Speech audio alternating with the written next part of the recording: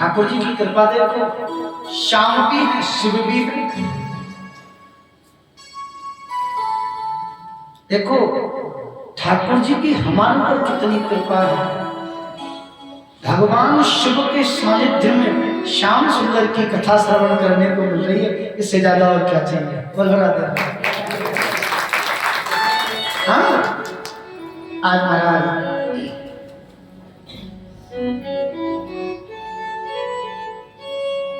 एक उदाहरण से कथा प्रारंभ की। जब परीक्षित को 7 दिन में मरने का श्राप मिला ना,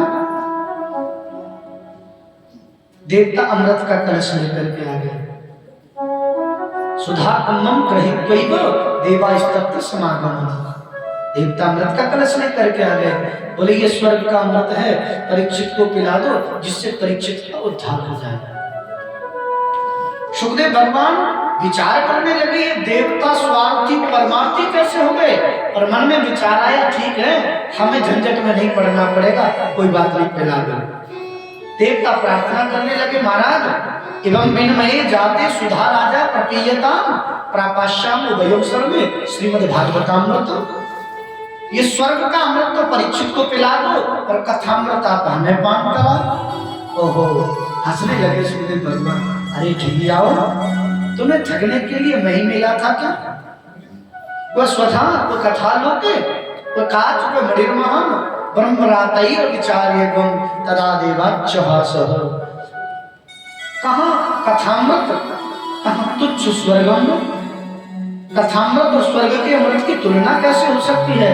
अरे इन दोनों की तुलना करना तो ऐसे है किसी को कांच देकर के कंचन मणि को छीन लेना। अभक्ता स्थान विज्ञ नाद धौसु कथामृत श्रीमद् भगवतः लाभ सुराना मपि दुर्लभ। देवताओं को अभक्त जान करके सुखदेव भगवान ने देवताओं को भगा दिया। नहीं नहीं, तुम अभक्त हो, तुम्हें ये कथा श्रवण नहीं कराई जाएगी। हमारा सौभाग्य देखो, हमें ये कथा सहजता में मिल रही है। देवताओं ने ब्रह्मा जी से जाकर के शिकायत की। ब्रह्मा जी ने कहा 7 दिन कथा का परिणाम देखते क्या निकलता है। ब्रह्मा जी ने देखा राजा मोक्षम तथा भिक्ष पुरा धातापि विस्मिता। विधाता ने देखा कि परीक्षित की मोक्ष हो गई। आज विधाता भी आश्चर्यचकित हुए। एक तराजू लिया, तोला, एक पड़ले में भागवत, एक पड़ले में जितने धर्म ग्रंथ हैं सबको रखा। फल क्या निकला।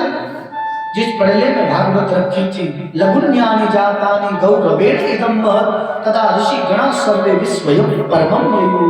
विधाता जो सृष्टि के रचयिता ब्रह्मा हैं, वही भी आश्चर्यचकित हो गए। राम राम, ऐसे कैसे हो सकता है।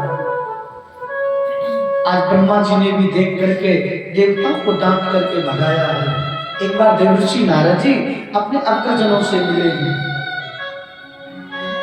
उन्होंने पूछा, नारद कथम ब्रह्मण नदीर मुख कुतश्च चिंता करो भगवान त्वय ऋतम गम्यते पुत्र कुतश्च गभिनम तव इदानी शून्य चित्तोऽसि गति विद्धो यथा जना त्वेद मुक्त संगस्य नोचितम बदकारण। नारद क्या बात है, तुम उदास क्यों हो।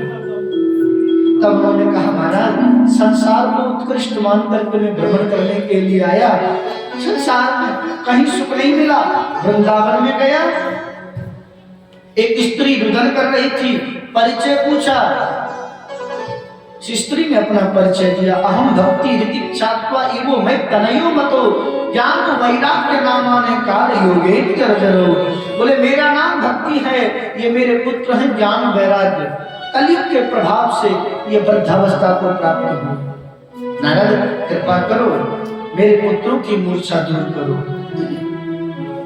महाराज मैंने भक्ति को आश्वासन दिया, वेद पाठ किया, वेदांत पाठ किया, गीता पाठ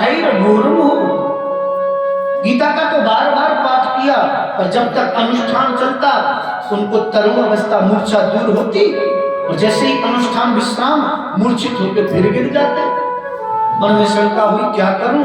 आकाशवाणी हुई, सत्कर्म सूचको नून ज्ञान यज्ञ स्मृति बुधौ। नारद सत्कर्म करो। सत्कर्म क्या है वो जानने के लिए आया हूं। तब ऋषियों ने कहा, शनक सनंदन सनातन संत कुमारों ने बोले नारद, वो कोई सत्कर्म और नहीं है, वो सत्कर्म सिर्फ एक है। क्या? बोले भगवान श्री सुखदेव के मुख से गाई हुई श्रीमद् भागवत महापुराण की कथा, माता भक्ति के पुत्र ज्ञान वैराग्य को श्रवण कराओ, उनका उद्धार हो जाए। बोलो राधे राधे। आज देवर्षि नारद जी ने बड़ा सुंदर आसन सजाया है, मंच आसीन करके सनक सनंदन सनातन संत कुमार 4 ऋषियों को विराजमान किया।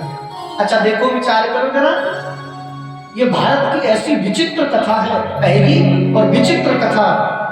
इस कथा को सुनने वाले 4 हैं। सुनने वाले कितने? माने मुख्य यजमान इस कथा में 4 बन करके बैठे। श्रोता समाज तो और भी थी, पर मुख्य श्रोता 4 थे। कौन कौन से थे पता है किसी को? अच्छा, कथा किस किस ने सुनी है आज पता चलेगा। हाँ, मुख्य यजमान 4 थे। कौन कौन से थे बताओ जरा, बताए किसी को?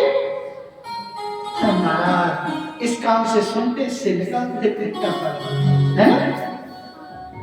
मुख्य यजमान कितने? 4। कौन कौन से? ये भारत की विचित्र कथा है, इसमें 4 यजमान बने बैठे, देवर्षि नारद, माता भक्ति, ज्ञान और वैराग्य। कितने यजमान हो गए? 4। अच्छा महाराज, कथा की विचित्रता यही नहीं, कथा को सुनाने वाले भी 4 हैं। बोलो राधे राधे। हाँ, सुनाने वाले कितने? 4। कौन कौन है? शनक, सनंदन, सनातन, संत कुमार। 4 ऋषि बैठे कथा श्रवण कराने के लिए। अच्छा, संतों ने प्रार्थना की, महाराज माता भक्ति के पुत्र हैं, ज्ञान वैराग्य, इनकी मूर्छा के लिए ये प्रयत्न हो रहा है। क्या कभी कथा श्रवण करके कभी कोई पापी का उद्धार हुआ है? क्या कभी किसी पापी का उद्धार हुआ है? यदि कोई पापी जिसका उद्धार हुआ हो तो हमें भी अवगत कराएं।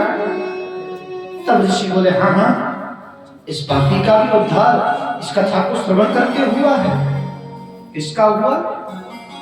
ये मानवा पाप कृतस्तु सर्वदा सदा दुराचार विमार्ग क्रोधाग्निग्धिकुटश्च कामिनः शक्ताः यज्ञेन कलौ पुनन्ति ते। अरे जिसने जीवन में कभी कोई सत्कर्म न किया हो, ऐसे व्यक्ति की कथा सुन ले, उसका उद्धार होगा। अरे सत्कर्म तो छोड़ो साहब, जिसने सदैव संसार के जितने कुकर्म हैं वह सारे किए हों, यदि वह भी कथा सुने उसका भी उद्धार हो जाए। अरे महाराज, कथा सुनने से ही नहीं, यदि वो मर गया है उसके निमित्त भी कथा करा दो, उसका भी उद्धार हो जाता है। अरे ये भी सूक्ष्म बात है, मर करके विराट प्रेत भी बन गया है, यदि उसके निमित्त भी कथा करा दो उसका भी उद्धार हो जाता है। बोलो राधे राधे। अरे महाराज, हम कैसे माने? तुम तो वृंदावन से कथा करने आए हो, इसलिए बार बार कथा कथा कह रहे हो। हाँ हाँ, हम क्यों सुने कथा? कथा से लाभ क्या होगा? अच्छा, कथा के लाभ सुनो। अत्र ते कीर्तिशान इतिहासं पुरातनं यस्य श्रवणमात्रेण पापहानि प्रजायते। मैं तुम्हें वो इतिहास सुना रहा हूं जिसे सुनकर के व्यक्ति के समस्त पाप नष्ट हो जाते हैं। बोलो राधे राधे। क्या हो जाते? पाप नष्ट। अच्छा, कौन सा इतिहास है? तुंगभद्रा तटे पूर्वं भूतपत्तनमुत्तमं यत्र वर्णास्वधर्मेण सत्य सत्कर्म तत्पर। तुंगभद्रा नदी के तट पर एक सुंदर नगर बसा हुआ। उस नगर में एक ब्राह्मण रहते थे जिनका नाम है आत्मदेव। क्या नाम है? आत्मदेव। ब्राह्मण बड़े सुशील हैं अरे महाराज, उनकी पत्नी उनके ठीक विपरीत, नाम है धुंधली देवी। क्या नाम है? धुंधली। अच्छा, धुंधली किसे कहते हैं पता है आपको? जानते हैं धुंधली?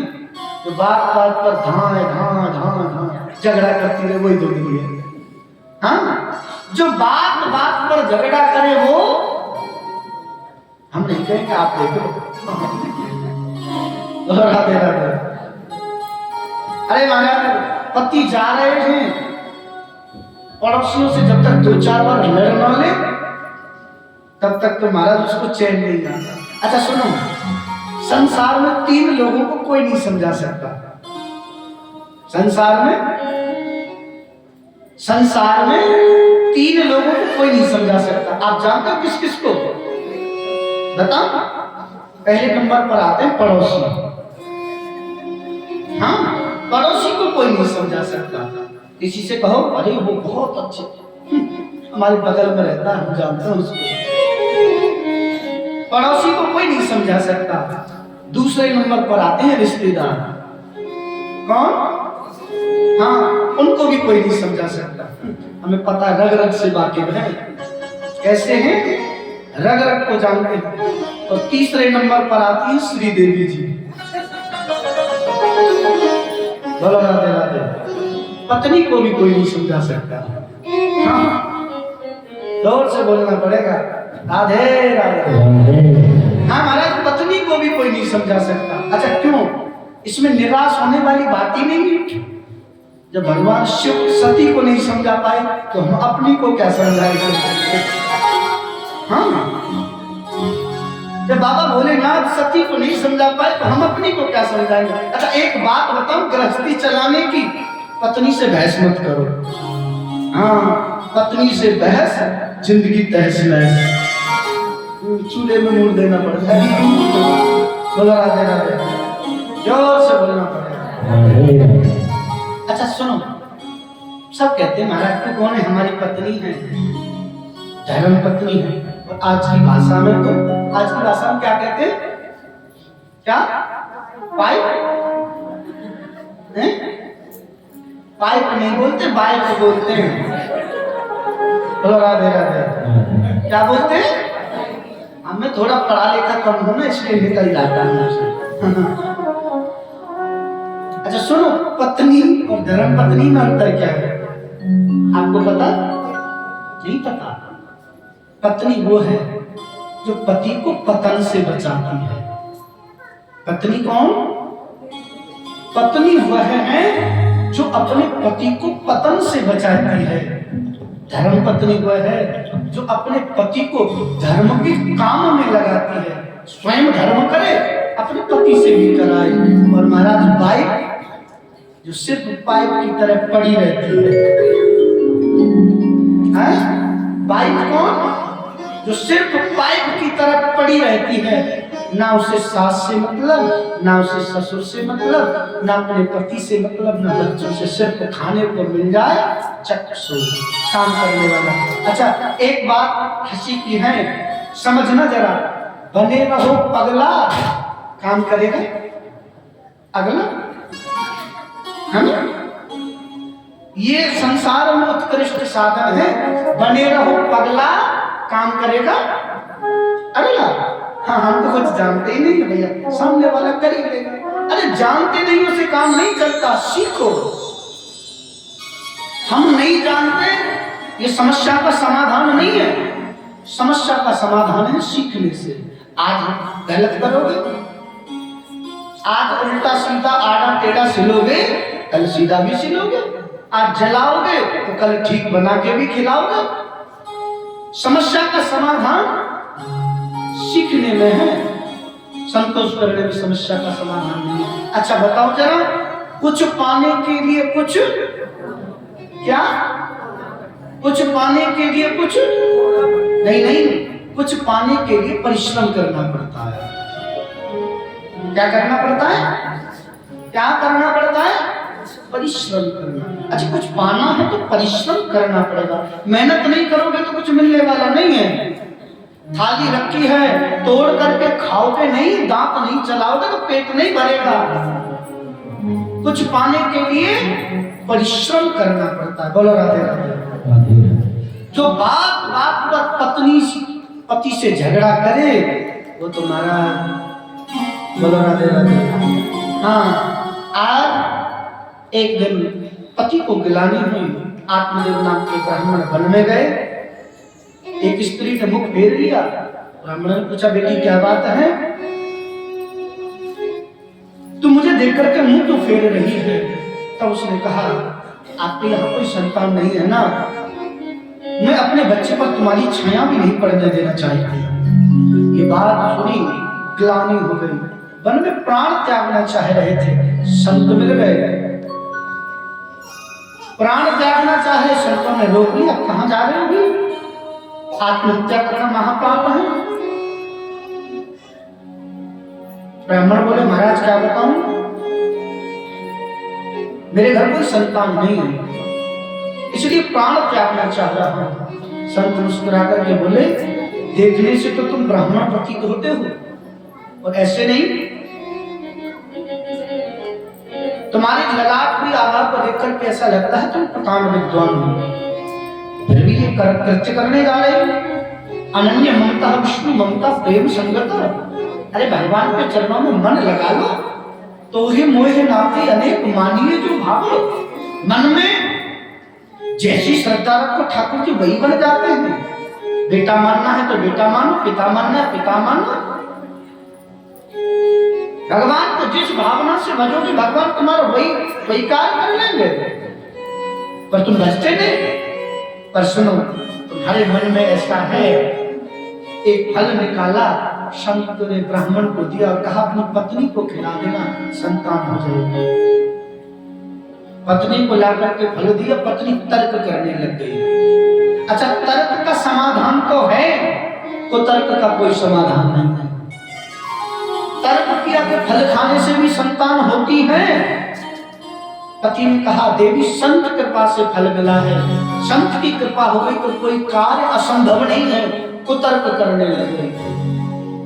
फलवक्षेण गर्भस्याद गर्भेनो दरबद्धता स्वल्पं वक्ष ततो शक्ति गृहकार्यं कथं भवेत्। ओहो, यदि मैंने इस फल को खा लिया, फल भक्षेण गर्भस्याद, यदि मैंने फल का भक्षण कर लिया तो मेरे गर्भ में शिशु आ जाएगा, बच्चा आ जाएगा। और गर्भेनो दरबद्धता, यदि गर्भ में बच्चा आ गया तो मैं तो बूढ़ी लगने लगूंगी, मेरी सुंदरता नष्ट हो जाएगी। ओहो, मैं फल नहीं खाता। क्यों? गर्भ में बच्चा आ गया और मैं बूढ़ी लगने लगी। गर्भ में बच्चा हो जाएगा तो मेरे घर के काम को कौन करेगा? यदि कहीं कदाचित ऐसा हुआ कि चोर लुटेरे डाकू आ गए या नगर में आग लग गई, मेरे से तो भगा भी नहीं जाएगा। ओहो, मेरे प्राण चले जाएंगे। नहीं नहीं नहीं, मैं ये फल नहीं खाएगी। अच्छा, एक बात कहूं, स्त्री की सुंदरता सजने संवरने में नहीं है, गृहस्थी की सुंदरता है परिवार को जोड़ के रखने में। तोड़ना ये गृहस्थी की सार्थकता नहीं है, परिवार को जोड़ना गृहस्थी की सार्थकता है। अच्छा समझो जरा, परिवार जुड़ा हुआ क्यों होना चाहिए? परिवार टूट गया ना, कोई महत्व नहीं होता। परिवार जुड़ा क्यों होना चाहिए पता है? अच्छा विचार करो जरा, हमारे घर में रसोई में बर्तन होते हैं, बर्तन टूट जाता है, हम उसे रसोई से निकाल कर पटक देते हैं। क्यों? ये बर्तन टूट गया, ये रसोई में उपयोग करने वाला नहीं है। एक बात मैं आपसे निवेदन करूं, मेरे भाई बहन, घर गृहस्थी है, 4 बर्तन एक जगह रहते ना तो स्वच्छ करते समय, मांजते समय बचते हैं। यदि बर्तन साफ करोगे तो बचेंगे, पर इतनी जोर से न बचे कि वो बच बच करके टूट जाए। क्यों? टूटा हुआ बर्तन रसोई से बाहर कर देते हैं। ये बात सिर्फ बर्तन के लिए नहीं है, ये बात गृहस्थियों के लिए भी है। जो घर, जो परिवार टूट जाता है, टूटा हुआ बर्तन रसोई से बाहर हो जाता है, टूटा हुआ घर, टूटा हुआ परिवार समाज से बाहर हो जाता है। कहने का मतलब है समाज में और रसोई में स्वच्छ बर्तन, साबुत बर्तन का उपयोग किया जाता है। समाज में जिस परिवार की प्रतिष्ठा है, जो परिवार एक है, उसको ज्यादा महत्व दिया जाता है। इसलिए टूटना नहीं है, एकजुट रहकर के परिवार को चलाना है। क्या करना है? देखो कथा तो बहुत है, कथा की सार्थकता यही है। हम बार बार आपसे बहुत कथावाचक हैं, सब लोग एक ही कह रहे हैं, एक बात कह रहे हैं, हो सके अपनी गृहस्थी को संभालो, अपने आप को संभालो। आज की स्थिति ऐसी है, ये ट्रेड ऐसा चल गया, हम लोग पता नहीं क्या थे क्या बन गए। आज महाराज धुंधली ने फल खाने से मना कर दिया, पति तो चला गया, फल रख दिया। उसकी सहेली आ गई, सहेली ने आकर के कहा बहन उदास क्यों है? बोले मेरे पति फल लेकर के आए हैं और कह रहे हैं फल खाओ संतान हो जाएगी। क्या फल खाने से संतान होती है? तब उसकी सहेली बोली सुनो, तुम्हारे घर धन बहुत है, धन का उपयोग करने वाला नहीं है, मेरे पास धन नहीं है, बच्चे बहुत हैं, धन का उपयोग करने वाले बहुत हैं, पर सुनो एक काम बताऊं, अब की बार जो संतान होगी वो मैं तुझे ला करके दे दूंगी, तू ऐसा कर, फल की परीक्षा के लिए, फल खाने से संतान नहीं होती और फिर भी तेरे मन में शंका है तो ये फल गाय को खिला दे। क्या कर? गाय को खिला दे, मेरे गर्भ से जो संतान होगी मैं तुझे ला करके दे दूंगी, तू ऐसा करना, मुझे धन दे देना। समय व्यतीत हुआ, क्रियात कालेन तौजात तरुणो तनया बहुकर्ण पंडितो ज्ञान धुंधकारी महाखल। आज महाराज समय व्यतीत हुआ, कालांतर में एक गौ के गर्भ से बच्चे का जन्म हुआ। शरीर मनुष्य के जैसा है, कान गौ के जैसे हैं, नाम रखा गौकर्ण। बोलो गौकर्ण जी महाराज की जय हो। नाम गौकर्ण रखा। समय व्यतीत हुआ, धुंधली की सहेली पे भी बच्चा हुआ, नाटक करने लगी। अच्छा, नाटक करने में माताएं बड़ी निपुण होती है। बोलो राधे राधे। हाँ, यदि नाटक की डिग्री दी जाए तो माताओं से उत्कृष्ट नाटक कोई नहीं कर सकता। अभी सर में दर्द हो रहा है, अच्छा किसी से कह दो कितना नाटक करने में निपुण होती है पता? यदि महाराज बेटी आ रही हो ना, बहू कहे माँ जी बहन जी आ रही है, फिर देखो खुशी के ठिकाने नहीं रहते। अच्छा मेरी बेटी आ रही है, अरे बहुत दिन बाद आई है, अच्छा चलो चलो मुझे बात करो। बहू कह देगी बुआ जी आ रही है, ओह मेरे तो सर में दर्द हो रहा है, ये और आ गई टेंशन लेने के लिए, है ना? डरती है नहीं, ये और आ गई सर में दर्द करने के लिए, मेरे तो वैसे ही सर में दर्द रहता है। बेटी के नाम पर तो महाराज खुशी होकर दौड़ के चल देती हैं, और बुआ जी का नाम आया तो सर में दर्द होने लग जाता है। बोलो राधे राधे। धुंधली भी नाटक करने लगी, वस्त्र लगा लिए, अपने उदर पर वस्त्र लगाए। समय व्यतीत हुआ, धुंधली की सहेली पर बच्चा हुआ, रात में ला करके दे दिया। नगर में हल्ला हो गया कि बेटा हुआ है, आत्मदेव बड़े प्रसन्न हुए, मेरा नाम आत्मदेव, बेटे का नाम रखूंगा परमात्मा देव। धुंधली चिल्ला करके बोली वाह, तुम अपने नाम पर क्यों रखोगे? मलमूत्र हम साफ करें, स्तनपान हम कराएं, इसका उदर का लालन पालन हम करें, नाम अपने नाम पर नहीं। नहीं, मेरा नाम धुंधली, मेरे बेटे का नाम, मेरे बेटे का नाम धुंधली। आज महाराज बचपन में ही हमारे ब्रज में तो कहते हैं भैया पूत के पांव पालने में दिख जाए, ये बच्चा सेवा करेगा या कष्ट देगा। आज जन्म पे जन्म लेते ही झगड़ा शुरू हो गया, तुम नाम क्यों रखोगे, मैं रखूंगी। आत्मदेव जी समझ गए, चाहा तो सुपुत्र था। आज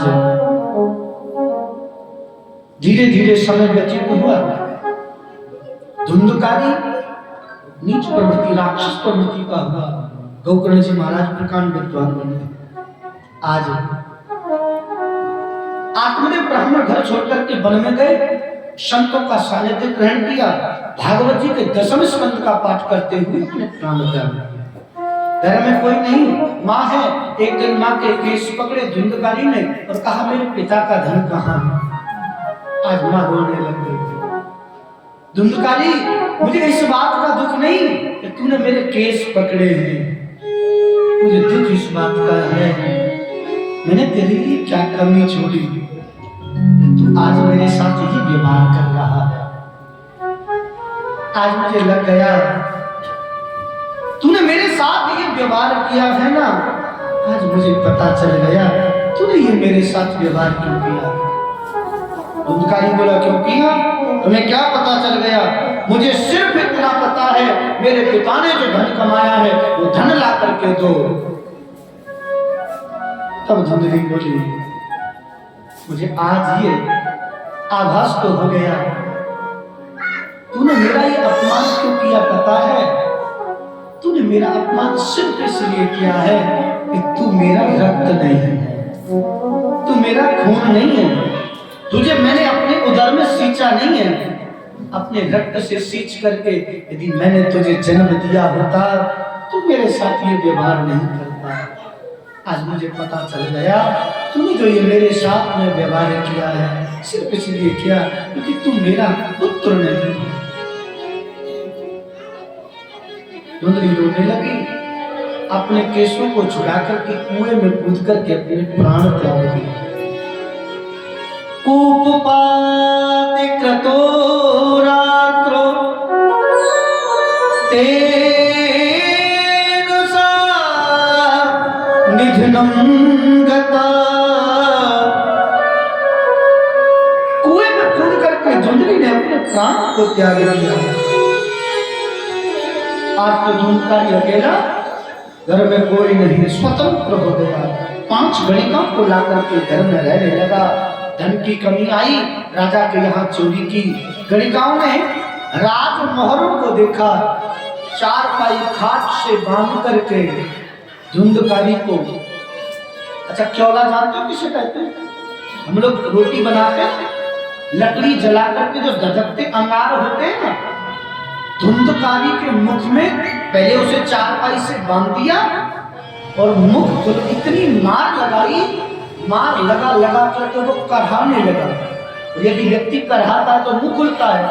जैसे ही धुंधकारी का मुंह खुला, लकड़ी जला करके जो उसके धधकती हुई क्योला है, अंगार है, धुंधकारी के मुख में डाले। तब तो अंगार समूहाश्च तन मुखे विचिक्षुप अग्नि ज्वालाति दुखेन व्याकुलो निधनम गता। अग्नि की ज्वाला से तड़पता हुआ धुंधकारी समाप्त हो गया। आहा महाराज, समाप्ति ही नहीं, प्रेत बन गया। क्या बना? प्रेत बना। अच्छा, इस कथा का सार समझेंगे 2 मिनट।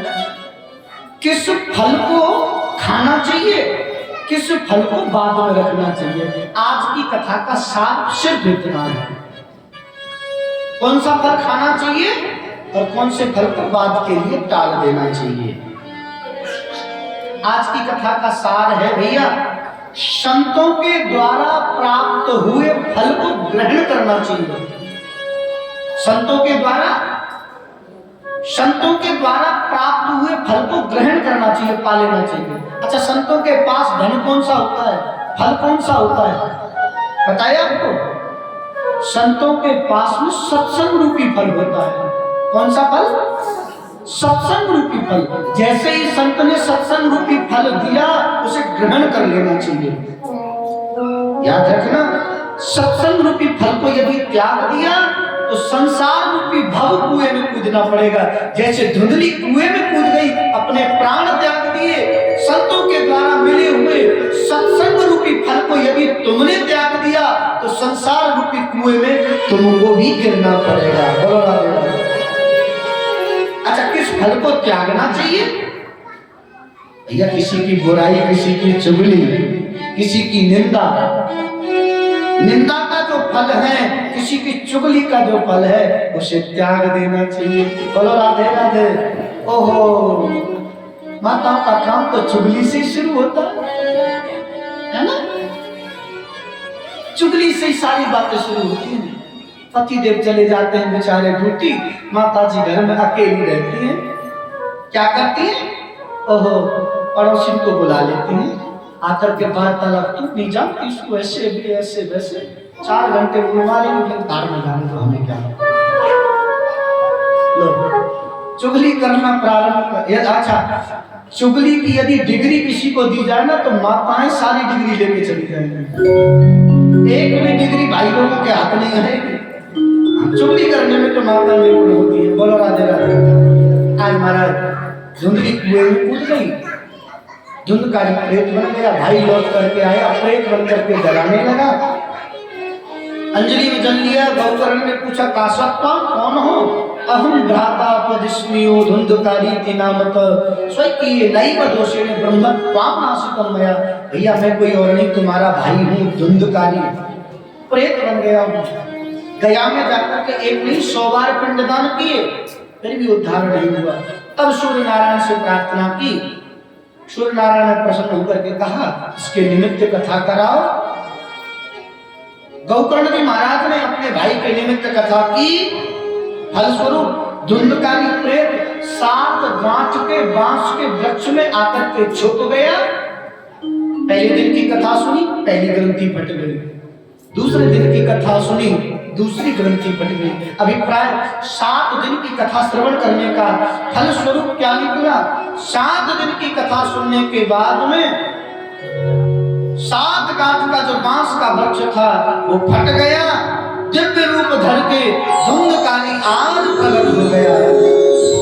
दिव्य रूप धर जा तो तुलसी दाम मंडित प्रीतवासान घनश्याम मुकुट कुंडलान्वित।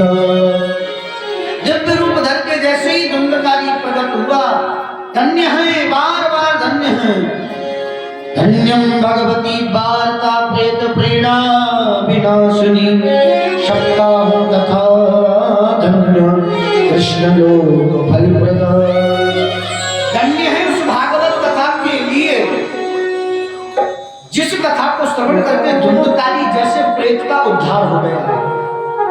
धन्य है उस सप्ताह के लिए जिस सप्ताह में श्रीमद् भागवत महापुराण की कथा होती है। धुंधकारी कहता है, बार बार धन्य है, ये श्रीमद् भागवत महापुराण की कथा ही ऐसी है जो कृष्ण के भगवान पर ब्रह्म परमात्मा के लोक की प्राप्ति कराती है। भैया मृत्यु लोक में आओगे तो मरना पड़ेगा, और जैसे ही वैकुंठ में जाओगे तो परमात्मा का सानिध्य ग्रहण हो जाएगा। बोलो राधे राधे। आज महाराज आपस में चर्चा होने लगी, पुनः एक बार कथा हुई। गौकर्ण जी महाराज के साथ पूरा गौकर्ण जी का परिकर भगवान के सुधाम के लिए गमन किया है। कथा की महिमा का मतलब है आज की कथा को हम आप सब लोग आज के सत्र को यहाँ विश्राम करेंगे, उससे पूर्व एक बात समझ लेनी चाहिए, कथा का महत्व क्या है। भोजनम